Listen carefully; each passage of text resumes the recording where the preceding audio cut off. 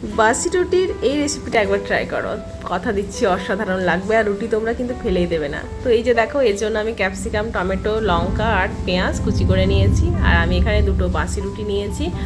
তো চলো, আমি একটু কড়াইয়ে দিলাম সাদা তেল, একটু জিরে ফোড়ন দিলাম, এরপর আমি যে সবজিগুলো কেটে রেখেছিলাম সেগুলোকে কড়াইয়ের মধ্যে দিয়ে দিলাম। এই যে দেখো, একটু লবণ দিয়ে নাড়াচাড়া করে নিচ্ছি। এরপর আমি খানিকক্ষণের জন্য এটাকে একটু ঢেকে রাখবো কম আঁচে আছে। এরপর খানিকক্ষণ পর দেখো সবজির কালারটা হালকা চেঞ্জ হয়েছে, আর এটা দেখো হালকা সেদ্ধ হয়ে এসছে। এখানে আমি কোনো সেরকম মশলা দেবো না, শুধুমাত্র ম্যাগি মশলা দিচ্ছি। এই যে দেখো, একটু বেশি করে ম্যাগি মশলাটা দিলাম, এরপর সুন্দর করে নাড়াচাড়া করে নামিয়ে দিলাম। তো চলো, এরপর আমি রুটিগুলো নিয়ে নিয়েছি, রুটির মধ্যে লাগিয়ে নিচ্ছি একটু টমেটো সস। সুন্দর করে দেখো আমি চামচে করে রুটির মধ্যে টমেটো সসটা লাগিয়ে নিচ্ছি।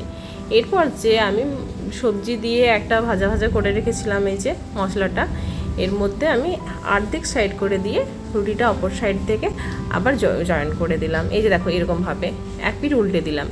এরপর কড়াইয়ে তেল দিয়ে হালকা হালকাভাবে বা তাওয়াতে তেল দিয়ে হালকা হালকা আঁচে একটু একটু তেল ব্রাশ করে তোমরা এরকমভাবে ভেজে নেবে, তাহলে রেডি। আর খেতে কিন্তু অসাধারণ লাগে বন্ধুরা।